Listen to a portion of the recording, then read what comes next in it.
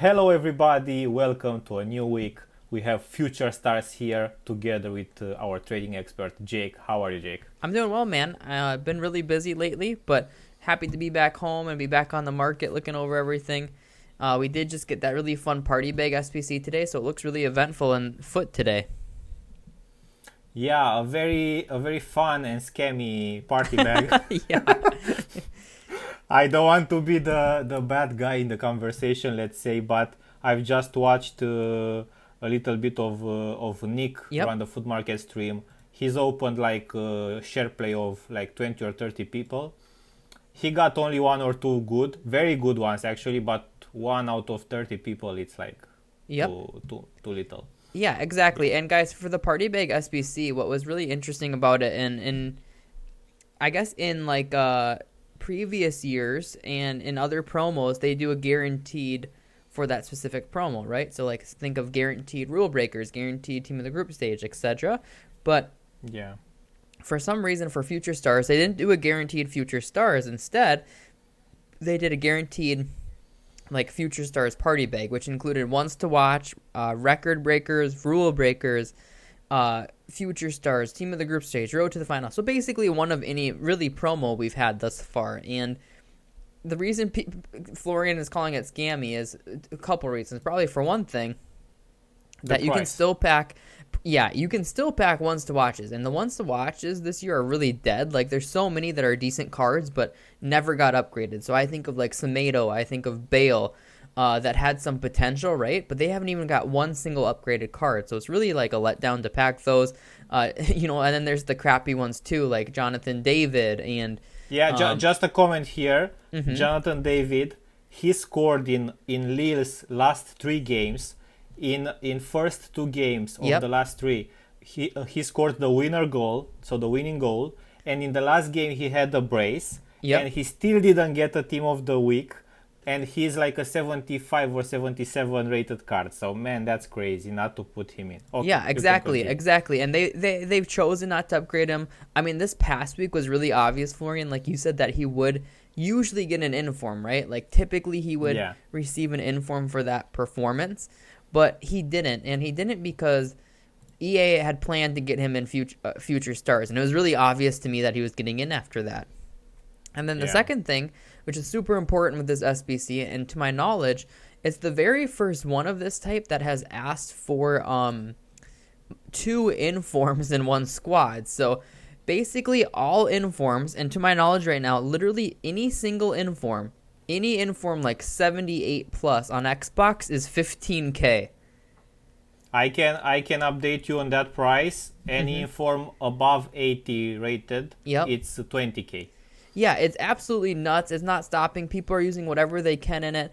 So with a mass amount of people, you're talking about thousands of people doing this SBC all within an hour, right? Because it's only been Yeah. 49 minutes now since we got this SBC, and it's really high chemistry. So people might be doing a lot of strong links, and then throwing in random informs. I have kind of that example on my screen, right, where you can slot in Muslera, but you have to have a lot of really good links around him, like all these Serial links, to make it so you can dump someone in. So fodder is really high that has good chemistry. So EA just obliterated the market with this one because I personally, and I said this in Discord too, I personally expected an 84 rated squad, but I did not expect two informs. I don't think anyone could have predicted that since they haven't done it all year. And that's Yeah. really skyrocketing the cost. 115K is probably low. I'm expecting it to be closer to 130K.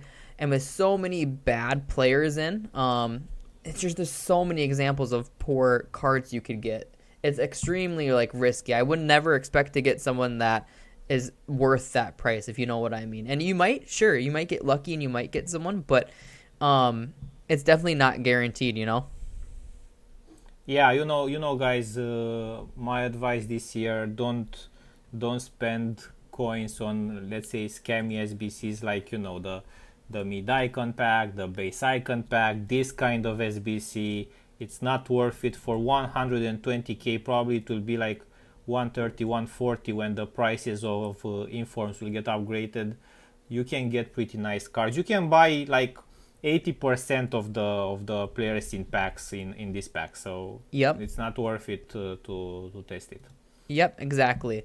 Exactly. And you might be watching streamers doing it and stuff, and it is great content. I'm going to open probably them for my stream because it's really good content. And it's not because I'm advising it, or it's not even because I think I'll get someone valuable, but it's great content. So like right now, you can see that on like Twitch and other platforms. I'm sure Facebook, I don't follow Facebook streamers as closely, but their viewership is so high. People love these gambling types because you could get a future stars Fati, you could get a record breaker Mbappe, or you could just get absolute trash. So a lot of people are going to tune in because they want to see what the odds are, and then it's just a fun concept too. So if you're doing it for fun and you really truly don't care about the coins, it's okay. But like Florian has said all year, and he's been really good about it personally, don't do this SBC and expect to get someone that's worth it, because you're going to be let down. You're going to spend hundreds of thousands of coins throughout the year. This is a one-time SBC, so personally, I wouldn't be surprised if it comes out again. Yeah, also this is a very good point, Jake. We are usually used by EA to release this type of SBCs couple of times during the week, like 1 or 2 times at least, even 3 times for some of them. And before we get to the Future Stars teams, because the last week we didn't do a podcast, and probably we didn't see here in the podcast the teams. Yep. I want to say that yesterday I did a calculation of my SBCs this year. I did only 6 SBCs this year, guys, so very very little. But I spent 2.3 mil on 6 SBCs, and I'm like one of the people with the fewest SBCs done. So I imagine with this kind of SBCs, repeatable ones and so on, you could spend crazy amount of coins, and you could like afford the team of the year or even better players. So yeah. Exactly. And like Florian said, he spent over 2 million coins, right? But he hasn't done anywhere near ones that probably he even thought about doing, or that most people have done. So even if you let's say you did one of each, right? Let's say you did this party bag. I know they released another party bag. I don't know if that was Road to the Final. I can't recall what promo that was in, but then they've done base icon, mid icon, base or mid icon. On top of just player SBCs, you're looking at like 2 million plus coins for just one of each, and that's without players. If you start adding in players, I think most people, to be honest, are well over like 3.5 million coins spent for sure. For sure. Okay, so moving on maybe to the teams. This is the second team. I would say I've seen the community and Twitter community not so happy, let's say, with the full selection. Of course, Team 1 was a little bit worse than Team 2. Yep. I see there were more people happy about Team 2. Yep. But I see there are some, let's say, players missing somehow from these teams. People probably expected a little bit more, right? Yeah, I think the really cool thing, good and bad about Future Stars is that there are just simply so many options and so many players that people resonate with that they think should be in, right? Like Pedri from Barcelona, they chose Fati, right? So they're probably only going to do one or the other there. Bellingham is another one, but they chose Reina, right? They're probably not going to often include multiple from a squad. Saka and James were extremely high desired. But and then you can see the prices of them. Yeah, and then you can see some other ones which are random. Like for a promo like this, honestly, I know they have to do some that aren't as desirable, because they're not going to make every card 200k plus. It's really atypical for them to do that. But a card like Oscar, I don't think he's going to make it into anyone's team. To my knowledge, he's 3-star, 3-star, right? It's just not exciting. No one wants this card.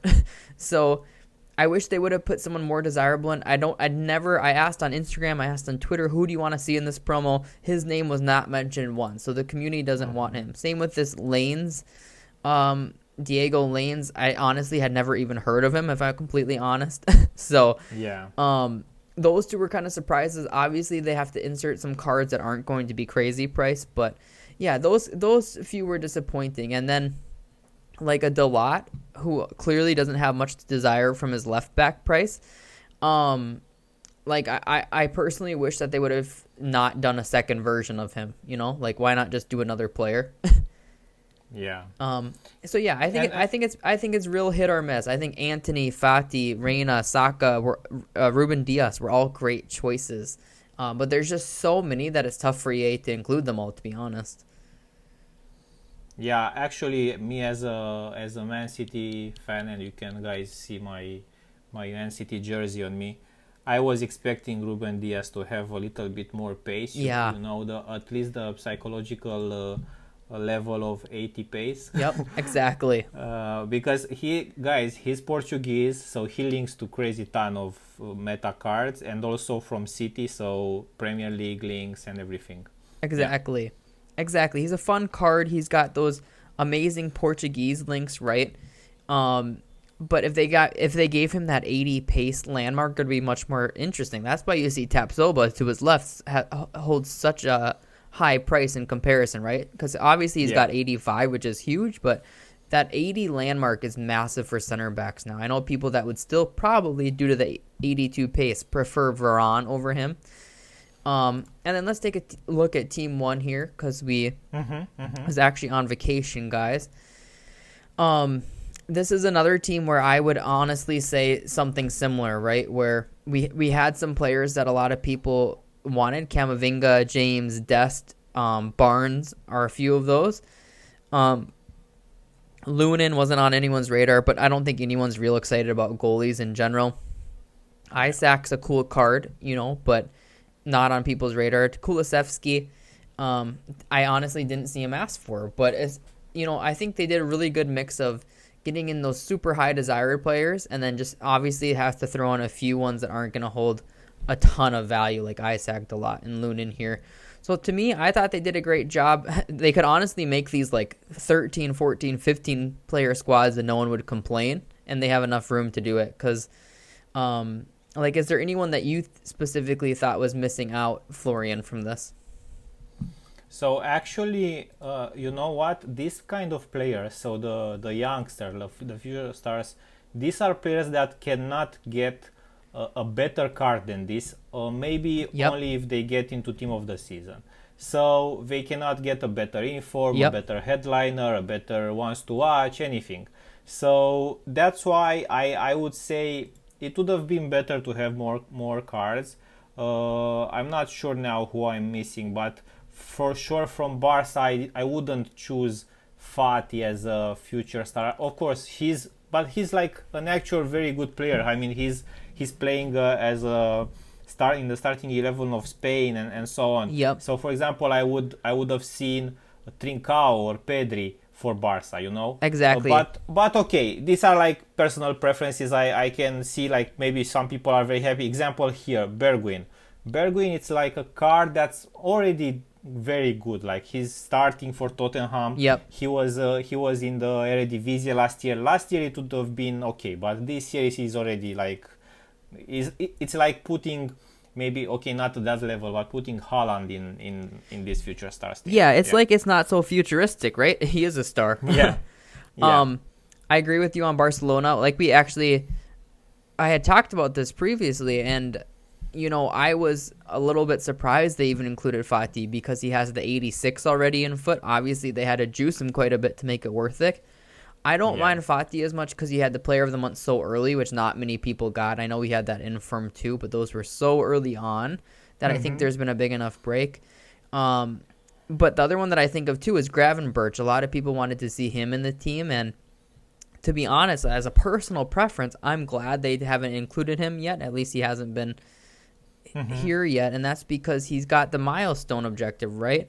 Maybe EA should have planned better and given that milestone to someone different if they wanted to use him in future stars, I guess. But because he has a free accessible card to so many people, it seems kind of silly to include him in future stars, Like this should be players like you said that haven't been featured, that will become really good in the future, and this should be the best version of their card all year. So overall, I thought the team selection personally was great. I just think they have so many options. They also could have done I know this guy's a favorite around the community from Silvers, but they could have done Wamanga Tuka. He's young enough to get a future stars. He's got the 5-star skills.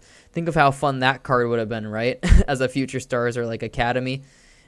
player or something like that. But Yeah, you wanna tackle also the academy players discussion a bit because there were like high expectations also here, and we've got Rainier, who's like a very good card in terms of what the final card is. So I like what he offers, like finishing and pace and yeah, pass and dribbling. So he's a nice card. yeah, Florian, you're right. I think that this selection honestly was like perfect from EA. It's a card that I saw mentioned, but not like a super high desire one, right? Like a super high frequency. What I love about this card is he fits that niche where he will actually start for a lot of people in their squad, and I truly believe that because Bundesliga doesn't have a ton of great strikers. I mean, there's Holland versions, but he's got the 3-star, which really hurts him for a lot of people.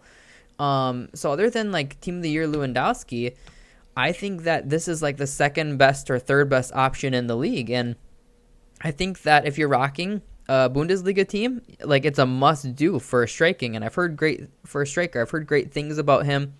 I really like what they brought out with him, and I think he fits that specific niche.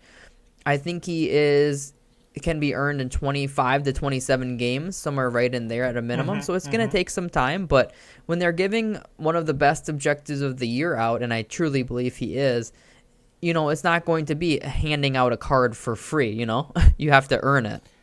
Regarding Rainier, I just wanted to tell you that it was like during headliners we had Cunha as an objective, like a Brazilian center forward or cam in Bundesliga. So I have that objective card. He didn't get any upgrade. He's like an 84 rated card. But if he gets an upgrade, and maybe people listening did him already, you can link that Brazilian Bundesliga player with this Rainier and already have like two players in your, let's say, free items in your squad. Exactly. And then the second one we got, who I believe is around 25 games. Don't quote me on that, but I think it's like 25 games. Yeah, something like that. Yeah. Is this Cucurella. And his base... So let me start out by saying what I don't like. I don't like that it's a left mid. And that is just because there's so many good left mids in this game that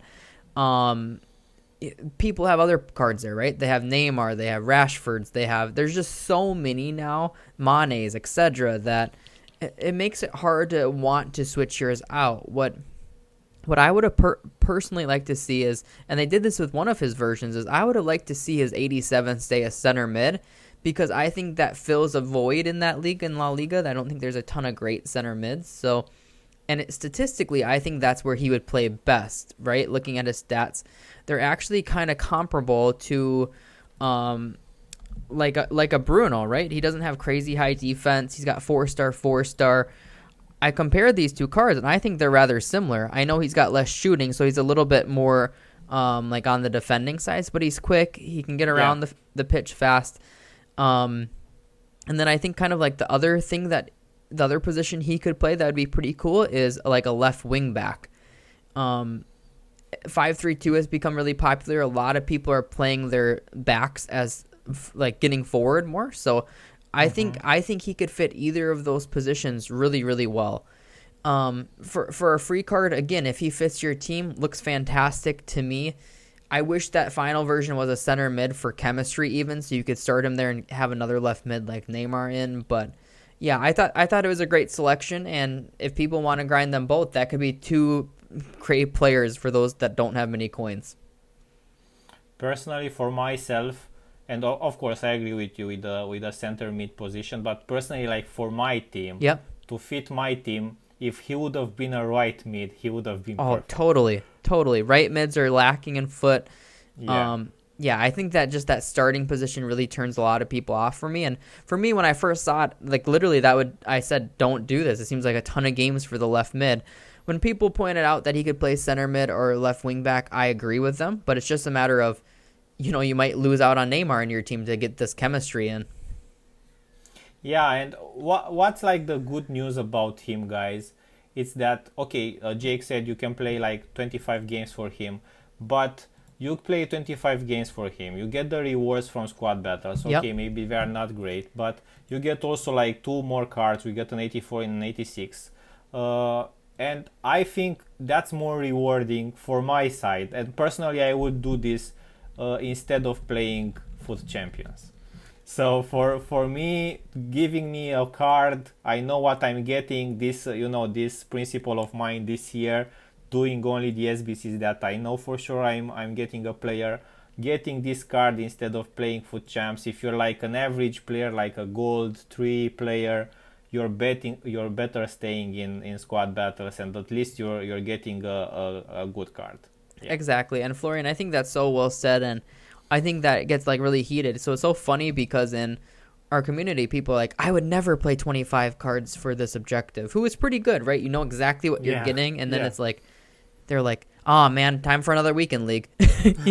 You know? Yeah, and in weekend league you never get anything, man. Totally. The red picks, so few people getting good cards. I've gotten Elite 1, I've gotten Elite 2 and then Elite 3 real consistently lately, and I've gotten literally no red picks that would make my team besides Inform Pope. I did get 86 Theo out of an upgrade, but that was from the accumulation of the reds. But honestly, they've been so trash, and either Cucurella or that Rainier would be better than any of those pulls I've gotten. So it's so funny. Like, if you're gonna grind the game and if you're gonna play Weekend League for rewards, these are like honestly must do's then, because at least one of the cards would probably make most people's teams. Yeah, definitely. I wanna jump now, like maybe to why people are here mostly. It's like trading and getting some coins this week. I know for sure that we are recording on a Monday. This week we have Champions League. Maybe you wanna talk a little bit about what happened with the market this weekend. I know there were some drops in some things, but I know for sure we are exciting. At least I am excited for live cards and for Champions League. I can't wait to watch the games and to bet on some of these players. Totally. So the first thing that I'm going to talk about actually today is that the market's going to take a hit too from this SBC, and the market's going to take a hit because so many people are doing it. It's 130K, so people might have to even sell some of their investments or some of the cards in their club to do this SBC, and it's actually crazy because you can actually see how many people are doing it. I'm on the popular page of Footbin, and look at who's getting searched up. You can actually tell who's literally getting bought right now and who's getting packed from the SBC by what people are searching. Zakaria, Bebu, Diaby, Klosterman, some road to the finals are getting hyped for sure. But all these cards, Portu, Jimenez, Silva, all these cards are getting searched, in my opinion, because they're getting packed. And people are like, what are they worth? What are their stats? I want to go look at them. And it's just so funny, like a team of the group stage. These haven't been guys on the popular page for like months. So really funny to me. You can see what people are packing. But yeah, people are in for a big coin loss today. And, if you guys are watching this too, make sure you check your club because like we talked about, all informs are selling extremely high. You might have a random 83 inform or 82 inform in your club that's going for 20 or 30K right now. So make sure you take those coins while these are getting hyped and people are doing it. With that being said, today and tomorrow are actually going to be a great time to pick up Thursday flips. I think that the market's been taking a hit the last few days. And like Florian said, it dipped quite a bit during Future Stars Team 1. And that's because we're getting so many new meta options and so many more, I would even go as far as say affordable meta options like this Newhouse. We got the Jones SBC. I know a ton of people did him. We got Cucurella. We got Rainier. We got a ton of cards where people would switch their team for them and sell different cards in their team to make it work. Todibo. So, yeah, expect the market to recover quite a bit on Thursday, in my opinion, because people have done a ton of SBCs this week. They've spammed player picks. People are really in need of coins right now, that's for sure. So I like 100 to 300K cards to flip on Thursday. I honestly haven't looked at it a ton right now myself, but I will be probably right after this podcast start scoping the market and see who will do well. I like links to Rainier a lot. I think he's the preferred objective out of him and Cucurella. So of course. I like links to him that can do pretty well. And then tomorrow or Wednesday, we should see UCL marquee matchups come in. I wouldn't invest in it right now if I were you guys. Cards are probably up a little bit, but I do expect PSG versus Barcelona to feature. It's probably the biggest game for sure in the coming days. And UCL Blues could go up quite a bit if they're required heavily. But it kind of depends also how much they're up in the hype. So I can tell you that, for example, I bought some PSG UCLs and some Barca UCLs. Yep.